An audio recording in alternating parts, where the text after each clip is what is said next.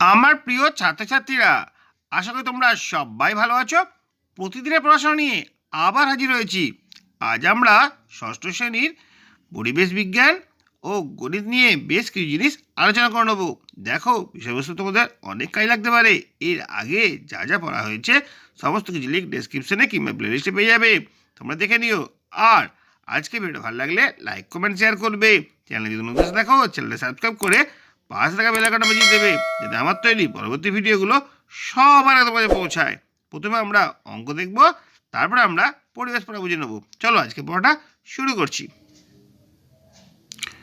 কোষে দেখি 1.5। দেখো, পূর্বপাঠে পুনরালোচনা। এখানে আমরা কি দেখতে পাচ্ছি? প্রথম প্রশ্নটা কি রয়েছে? কোণগুলি ঠিক ঠিক ঘরে লেখার চেষ্টা করি।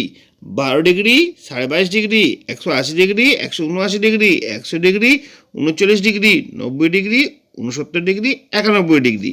সূক্ষ্মকোণ, সমকোণ, সরলকোণ, স্থূলকোণ।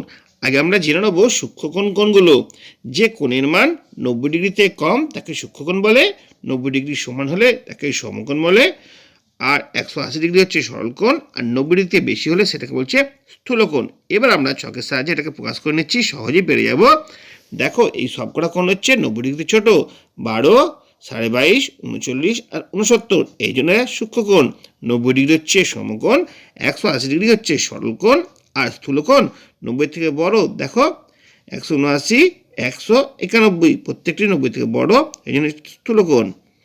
পরের কোশ্চেন কি আছে দেখো, পরের কোশ্চেন খুব সোজা আছে। সরলকোণ সমান 2 গণিত ড্যাশ, তাই সরলকোণকে সমকোণের দ্বিগুণ বলা হয়। 2 গুণিত 90 ডিগ্রি, তাই সরলকোণকে সমকোণের দ্বিগুণ বলা হয়। এরপর দেখো কি রয়েছে, নিচের কোন কোন দৈর্ঘ্যের রেখাংশগুলি দিয়ে ত্রিভুজ তৈরি করা যায় কিনা দেখি। দেখো, এখানে 3টে রেখাংশ দিয়েছে, 2, 3, 4, 4, 3, 7, 1, 2, 3। দেখে নেবো কী করে হচ্ছে।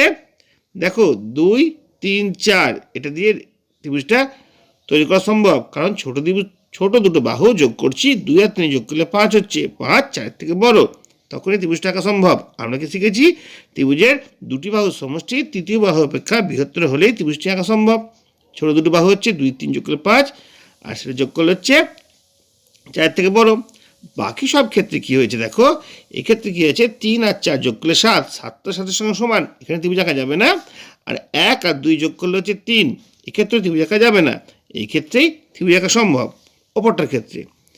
এরপরে কি আছে দেখো, সূক্ষ্মকোণী ও স্থূলকোণী ত্রিভুজ কাকে বলে লিখি এবং ছবি এঁকে দেখাই। দেখো, সূক্ষ্মকোণী ত্রিভুজ, যে ত্রিভুজের 3টে কোণ সূক্ষ্মকোণ তাকে সূক্ষ্মকোণী ত্রিভুজ বলেছে। যেমন দেখো, এটা হচ্ছে সূক্ষ্মকোণী ত্রিভুজ, এটা 80 ডিগ্রি, 60 ডিগ্রি আর 40 ডিগ্রি। এরকম অন্য ত্রিভুজও তোমরা আঁকতে পারো। অবশ্যই 3টে নাম দিতে হবে, ABC লিখতে হবে চিত্রে। ABC হচ্ছে সূক্ষ্মকোণী ত্রিভুজ। আর একটা কোশ্চেন আছে, স্থূলকোণী ত্রিভুজ কাকে বলে? যে ত্রিভুজের একটি কোণ স্থূলকোণ। আমরা অনেকে এটাই ভুল করি, সূক্ষ্মকোণী কোণটা, স্থূলকোণী কোণটা। সূক্ষ্মকোণী হলে 3টে কোণ সূক্ষ্মকোণ হবে, কিন্তু স্থূলকোণী হলে একটি কোণ স্থূলকোণ হবে, তাকে স্থূলকোণী ত্রিভুজ বলছে। স্থূলকোণ মানে আমরা কি জানলাম? 180 ডিগ্রির থেকে ছোট কিন্তু 90 থেকে বড়। দেখো, এই কোণটা কি আছে? এই কোণটা আছে 120 ডিগ্রি, মানে 90 থেকে বড়, 180 থেকে ছোট, এটা হচ্ছে স্থূলকোণ। এই জন্য এই ত্রিভুজটা হয়েছে স্থূলকোণী ত্রিভুজ। এরকম ছবি এঁকে লিখবে, ABC ত্রিভুজটা স্থূলকোণী ত্রিভুজ, সূক্ষ্মকোণী নয়, এটা হবে স্থূলকোণী ত্রিভুজ। ঠিক আছে? এরপর দেখো, পাশের বর্গাকার চিত্রের পরিসীমা মাপি। এই যে বর্গাকার চিত্র আছে, এর পরিসীমা কত হবে? একটা বাহুর দৈর্ঘ্য কত? দেখো, একটা বাহুর দৈর্ঘ্য হচ্ছে 4, তাহলে এটাও 4 হবে, এটাও 4 হবে, এটাও 4 হবে। তাহলে 4টে বাহু যোগ করলে কত হচ্ছে? 4 4 16 সেন্টিমিটার হচ্ছে এই চতুর্ভুজটার পরিসীমা। এরপর কি আছে দেখো, পাশের বৃত্তের ব্যাস কত? দেখো, এখানে রয়েছে 4, এইটা হচ্ছে 4 সেন্টিমিটার, তার মানে এটাও 4 সেন্টিমিটার। ঠিক আছে? তাহলে বৃত্তের ব্যাস কত হবে? বৃত্তের ব্যাস হবে 4 সেন্টিমিটার, এটা বৃত্তের ব্যাস। আর ব্যাসার্ধ কত হবে? ব্যাসার্ধ হবে বৃত্তের ব্যাসের অর্ধেক, 4কে 2 দিয়ে ভাগ করলে হচ্ছে 2 সেন্টিমিটার। তাহলে বৃত্তের ব্যাস হবে 4 সেন্টিমিটার, আর ব্যাসার্ধ হবে 2 সেন্টিমিটার। এভাবেই পড়া শেষ করলাম। এরপর আমরা 1.6-এর পড়াটা দেখে নেব। দেখো, 1.6-এ কী আছে, এখানে আমরা বেশ কিছু অঙ্ক করব, যেগুলো আমরা আগে শিখেছি। এরকম অঙ্ক, ঐকিক নিয়মের অঙ্ক। দেখো, ইচ্ছামতি নদীর পাড়ের একটি অংশ বাধাই করতে 40 জন শ্রমিকের 35 দিন সময় লাগে। তাহলে 28 দিনের মধ্যে ওই অংশ বাধাই করতে কতজন শ্রমিক লাগবে? ভালো করে বুঝবে। অঙ্কটা প্রথমে আমরা সাজিয়ে নেব। দেখো সময়ের পরিমাপ যেটা দিন দ্বারা প্রকাশ হচ্ছে আর শ্রমিক জন সংখ্যা দ্বারা প্রকাশ হচ্ছে। কত সময় 30 দিন, কতজন শ্রমিক 40, 35 দিন সময় 40 জন শ্রমিক, আর 28 দিন কতজন শ্রমিক। দেখো এটা কিন্তু এখান থেকে আমরা তৈরি করতে পারছি, 35 দিন 40 জন, 28 দিন কতজন। এবার আমরা কীভাবে অঙ্কটা করছি একটুখানি ভালো করে দেখি। একই পরিমাণ কাজ কম দিনে শেষ করতে হলে বেশি শ্রমিকের প্রয়োজন। শ্রমিকের সংখ্যা সময়ের সঙ্গে ব্যস্ত সম্পর্কে রয়েছে। দেখো তাহলে কী হবে, 35 দিনে নদীর পাড় বাঁধাই করতে 40 জন শ্রমিকের প্রয়োজন হয়। একদিনে গোটা নদীর পাড় বাঁধা করবে 40 জন পারবে না, তার থেকে বেশি লাগবে মানে গুণ করতে হবে, 40 আর 35 গুণ করতে হবে। আর একদিনে যত শ্রমিক লাগলো 28 দিনে তার থেকে কম লাগবে, তাহলে ভাগ করতে হবে। ঠিক আছে, এই জন্য 40-35 গুণ করে 28 দিয়ে ভাগ করলে ভাগফল আসবে 50 জন, উত্তরে 50। তোমরা কাটাকুটি করতে শিখেছ, তাই জন্য কিছু বললাম না, এইভাবেই অঙ্কটা করতে হবে। পরের অঙ্কটি কি আছে দেখো, এখানে রয়েছে রাজীব, দেবাঙ্গনা, মাসুম আর তাজমিরা 6 দিনে 150টি অঙ্ক করতে পারে। দেখো 1, 2, 3, 4 চারজন বন্ধু 6 দিনে 150টি অঙ্ক করতে পারে। হিসেব করে দেখি প্রতিদিন সমপরিমাণ অঙ্ক কষলে রাজীব আর তাজমিরা মানে দুজন বন্ধু কতদিনে 250টি অঙ্ক করতে পারবে। দেখো এখানে কিন্তু অঙ্কটা এরকমভাবে রয়েছে, অঙ্কের সংখ্যা দিন সংখ্যা। 150টি অঙ্ক করছে কদিনে, 6 দিনে। 250টি অঙ্ক করবে কত দিনে, সেটাকে বার করে নেবো। বেশি পরিমাণ কাজ করতে গেলে বেশি দিন সময় লাগবে, তাহলে অঙ্কের সংখ্যা আর সময়ের সঙ্গে ব্যস্ত সময় রয়েছে। তাহলে কি আছে, 50টি, এটা সরল সম্পর্কে রয়েছে, ব্যস্ত সময় নয়। তাহলে 50টি অঙ্ক করতে সময় লাগে 6 দিন, একটি অঙ্ক করতে সময় লাগবে 6/150, আর 250টি অঙ্ক করতে সময় লাগবে 6/150 × 250। এবার কাটাকুটি করবো 10/উত্তর। ঠিক আছে, এবার দেখো আরও একটা পার্ট আছে, 4 জনে 250টি অঙ্ক করতে সময় লাগে 10 দিন, একজন কত লাগবে, আর বেশি সময় লাগবে, একজন সময় লাগবে 4 × 10, আর দুজন কত লাগবে, একজন যত করছে তার থেকে অর্ধেক লাগবে। এবার আমরা কাটাকুটি করে নেবো, 20 হবে উত্তর, এটা 2 হবে না। কাটাকুটি করে 4 দুগুণে 4কে 2 ভাগ করলে 2, 2-এর সঙ্গে 10 গুণ করলে 20 হবে উত্তর। ঠিক আছে, তাহলে প্রত্যেক দিন সমপরিমাণ কাজ অঙ্ক করলে রাজীব আর তাজমিরা 20 দিনে 250টি অঙ্ক করতে পারবে। এটাকে দুটো পার্টে অঙ্কটা করা হলো তোমাদের বুঝে সুবিধার জন্য। এরপরে দেখো কি আছে, দুজন লোক একদিনে 1/3 অংশ পালিশ করতে পারে। দুদিনে দরজার 2/3 অংশ পালিশ করতে কতজন লোক লাগবে, ত্রৈরাশিক নিয়মে করবো এটা। কাজের পরিমাণ, দেখো কাজের পরিমাণ, সময় আর লোক সংখ্যা। 1/3 অংশ কাজ একদিন দুজন লোক করছে, 2/3 অংশ কাজ দুদিন কত অংশ করবে। দেখো এটা কীভাবে করতে হবে, কাজের পরিমাণ বৃদ্ধি পেলে লোক সংখ্যা বৃদ্ধি করতে হয়, সুতরাং কাজের পরিমাণের সঙ্গে লোক সংখ্যার সরল সম্পর্ক, দুটোই বাড়ছে, সরল সম্পর্ক।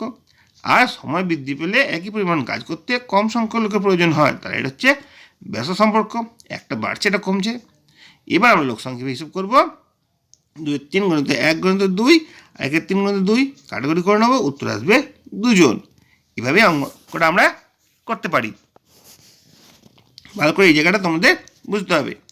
এরপরে কি দেখো, 500 জন ছাত্রের মিড ডে মিলের জন্য এক সপ্তাহে 175 কিগ্রা চাল লাগে। 75 কিগ্রা খরচ হয়ে যাওয়ার পর, দেখো বেশিরভাগ ছাত্র এখানেই ভুল করে, 75 কিগ্রা খরচ হয়ে গেছে, তারপরে আরও 400 জন ছাত্রের বাকি চালের কতজন থাকবে। তাহলে আমরা ছকটা এরকমভাবে করবো, 500 জন ছাত্র 175 কিগ্রা চাল খায় 7 দিনে, 400 জন ছাত্র 175 থেকে 75 বিয়োগ মানে 100 কিগ্রা চাল খাবে কত দিনে। এবার আমরা কি বুঝতে পারছি, দেখো ছাত্র সংখ্যা হ্রাস পেলে একই পরিমাণ চাল বেশি দিন চলবে, তাহলে ছাত্র সংখ্যা সময়ের সঙ্গে ব্যস্ত সম্পর্ক। আর কি আছে, ছাত্র সংখ্যা একই থাকলে চালের পরিমাণ হ্রাস পেলে সময় হ্রাস পাবে, তাহলে এটা হচ্ছে সরল সম্পর্ক। তাহলে সময়টিকে ব্যবহার করতে হবে, সময়টি বেরোবে 400 × 500 × 100 × 7 আর 400 × 175। এবার আমরা কাটাকাটি করবো, উত্তর আসবে 5 দিন। তাহলে 75 কিগ্রা চাল খরচ হয়ে যাওয়ার পর 400 জন ছাত্রের বাকি চালে 5 দিন চলবে। এভাবেই অঙ্কটা আমরা করলাম। 5 অঙ্কটা দেখব কি আছে, 360 বিঘা জমি 20 দিনে চাষ করতে 4টি ট্রাক্টর লাগে। 1800 বিঘা জমি 10 দিনে চাষ করতে কটি ট্রাক্টর লাগবে। খুব সোজা অঙ্ক, আগে আমরা সাজিয়ে নেব ছকের আকারে। জমির পরিমাণ, সময় আর ট্রাক্টর। 360 বিঘা জমি, 20 দিন সময়, 4টি ট্রাক্টর। 28 বিঘা জমি, 10 দিন, কটি ট্রাক্টর। কীভাবে করব? সময় একই থাকলে, ধরো সময়টা একই আছে, জমির পরিমাণ যদি বাড়ে ট্রাক্টর বৃদ্ধি পাবে, তাহলে জমির পরিমাণ আর ট্রাক্টর সরল সম্পর্ক রয়েছে। আর জমির পরিমাণ যদি এক থাকে, সময় যদি বাড়ে ট্রাক্টর তাহলে কমবে, তাহলে এটা হচ্ছে ব্যস্ত সম্পর্ক রয়েছে। এভাবে অঙ্কটা সাজালে আমরা অঙ্কটা করতে পারবো। 1800 গণিত 20 গণিত 4 আর 360 গণিত 10 কাটাকুটি করবো, উত্তর আসবে 40। এভাবে আমরা অঙ্কটা শেষ করব। 6 অঙ্কটা দেখে নিয়ে আছে।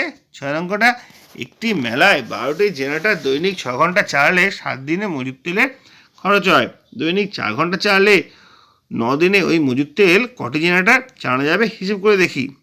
দেখো, এক্ষেত্রে আমরা 3টে পার্টে করছি। দৈনিক কাজের সময় 6 ঘন্টা, কতদিন? 7 দিন, কটা জেনারেটর? 12টা জেনারেটর। আর দৈনিক কাজের সময় যদি 6 ঘন্টা না হয় 4 ঘন্টা হয়, আর সময় যদি 7 দিন হয়ে 9 দিন হয়, তাহলে কটা জেনারেটর চালানো যাবে? আগে আমরা কী করবো, সম্পর্কগুলো জেনে নেবো। দেখো কী হচ্ছে, সময় একই থাকলে দৈনিক কাজের সময় হ্রাস পেলে জেনারেটর বৃদ্ধি পাবে, তাহলে দৈনিক কাজের সময়ের সঙ্গে জেনারেটরের ব্যস্ত সম্পর্ক। আর দৈনিক কাজের সময় একই থাকলে সময় বৃদ্ধি পেলে জেনারেটর হ্রাস পাবে, তাহলে এটা হচ্ছে ব্যস্ত সম্পর্ক।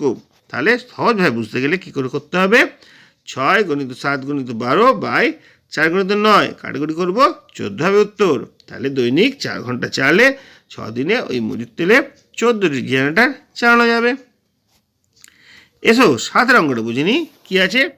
5টি ভ্যান 40 মিনিটে 75 কুইন্টাল সবজি টানতে পারে, 8টি ভ্যান 100 কুইন্টাল সবজি টানতে কত সময় নেবে? এবার দেখো, এইভাবে অঙ্ক সাজানো হয়েছে। ভ্যানের সংখ্যা 15টি, সবজি 75 কুইন্টাল, আর সময় নিচ্ছে 40 মিনিট। যখন ভ্যান হয়ে যাবে 20টা, তখন সবজি হয়ে যাবে ধরো 100 কুইন্টাল, তখন কত সময় কাজটা শেষ হবে? এবার কী বলেছি, ভ্যানের সংখ্যা যদি একই থাকে, সবজি পরিমাণ বাড়লে বেশি সময় লাগবে, তাহলে সবজির পরিমাণের সঙ্গে সময় সরল সম্পর্ক রয়েছে। আর সবজির পরিমাণ যদি একই থাকে, ভ্যানের সংখ্যা বাড়লে সময় আমাদের কম পাবে, তাহলে এটা হচ্ছে ব্যস্ত সম্পর্ক। একটা বাড়ছে, এটা কমছে, ব্যস্ত। দুটোই বাড়ছে, এটা হচ্ছে সরল। তাহলে এবার কি সম্পর্কটা হচ্ছে, সময় কী করে করবো, 20 গণিত 75 গণিত 40 আর 15 গণিত 100 কাটাকুটি করবো, 40 হবে উত্তর। তাহলে আমরা বলতে পারি 20টি ভ্যান 100 কুইন্টাল সবজি টানতে 40 মিনিট সময় নেবে। এইভাবেই এই অঙ্কটা আমরা শেষ করলাম। এবার আমরা চলে আসবো 8 অঙ্কটা।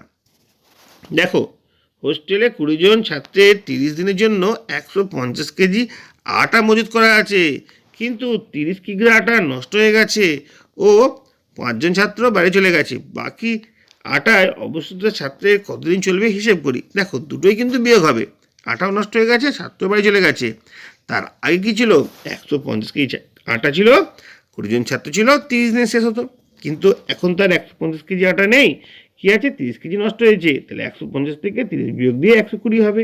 আর 20 জন ছাত্রও নেই, 5 জন ছাত্র বাড়ি চলে গেছে, তাহলে 15 জন ছাত্র। কদিন চলবে, কীভাবে করবো একটুখানি বুঝে নিই। দেখো, আটার পরিমাণ যদি একই থাকে, ছাত্র সংখ্যা হ্রাস পেলে সময় বেশি পাবে, তাহলে এটা হচ্ছে ব্যস্ত সম্পর্ক। আর ছাত্র সংখ্যা এক থাকলে আটার পরিমাণ কম হলে সময় কম পাবে, এটা হচ্ছে সরল সম্পর্ক।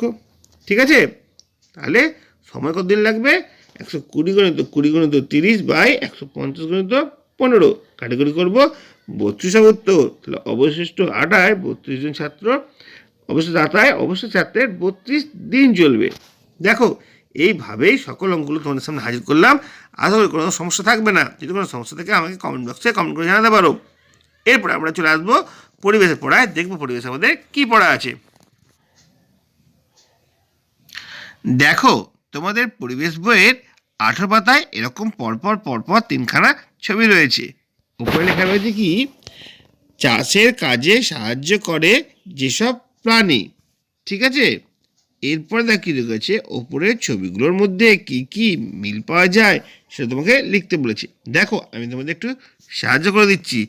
ছবিগুলো দেখলে তোমরা বুঝতে পারবে ওপরের 3টি ছবি চাষের কাজের সঙ্গে যুক্ত। যদিও লাঙল আগে ব্যবহার করা হতো, বর্তমানে কিন্তু আধুনিক ট্রাক্টরে ব্যবহারে মাটি খোঁড়া অনেক সহজ হয়েছে। ঠিক আছে, তারপরে দেখো কি রয়েছে, কমল আর ইসমাইল গল্প করছিল। ইসমাইল বাড়িতে কাল ট্রাক্টর এসেছে, ইসমাইলের বাবা কিনেছেন। চাষের কাজে ব্যবহার করার জন্য। কমল বলল, ভালোই হলো, তাহলে তো তোদের আর হাল বলদ দিয়ে চাষ করতে হবে না। এসব কথার মাঝে স্যার ঢুকলেন ক্লাসে। ক্লাসে ঢুকতে ঢুকতে তিনি কমলের কথা শুনে পেয়েছিলেন। তিনি জিজ্ঞেস করলেন, তোমরা কি জানো চাষের কাজে লাঙল চষার হাড় ভাঙা খাটুনি কমানোর জন্য নানা প্রাণীদের কাজ লাগানো হতো? ফলে চাষের কাজ অনেক সহজ হয়েছিল। এখন তো চাষের কাজে পশুদের জায়গা নিচ্ছে নানা রকম যন্ত্রপাতি। এই যেমন ইসমাইলের বাবা ট্র্যাক্টর কিনেছেন। দেখো চাষের কাজে আগে কি ব্যবহার করা হতো, এখন কেমনভাবে ট্রাক্টরের সাহায্যে চাষের কাজ অনেক সহজ হয়েছে, ছবি আকারে প্রকাশ করা হয়েছে। এইখানে দেখো একটা ছক রয়েছে।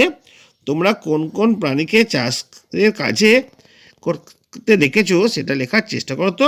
দেখো গরু, মহিষ, ঘোড়া আমরা দেখেছি কোথায়? মাঠে বা গোয়ালে, গোয়ালে বা মাঠে বা আস্তা বলে আমরা দেখতে পেয়েছি। কি কাজ করতো? গরু আমাদের লাঙল টানে, গাড়ি টানে, মই দেয়। ঠিক আছে, মহিষও লাঙল টানে, গাড়ি টানে, মই দেয়। আর ঘোড়া গাড়ি টানে। ঠিক আছে, এইভাবেই ছকটা তোমরা পূরণ করবে। আমি তোমাদের একটুখানি সাহায্য করে দিলাম। নিচে আর একটা ছক আছে, চলো সেটা আমরা দেখে নেব এই ছকটা আমরা কিভাবে পূরণ করতে পারি। এখানে বলেছে প্রাণীর নাম। ধরো প্রাণীর নাম গরু। কীভাবে চাষের কাজে সাহায্য করতো? তখন তারা লাঙল টানতো। কতদিন আগে? প্রায় 10-20 বছর আগে। এর পরিবর্তে এখন কি এসছে? গরুর পরিবর্তে এখন ট্রাক্টর দিয়ে চাষ করা শুরু হয়েছে।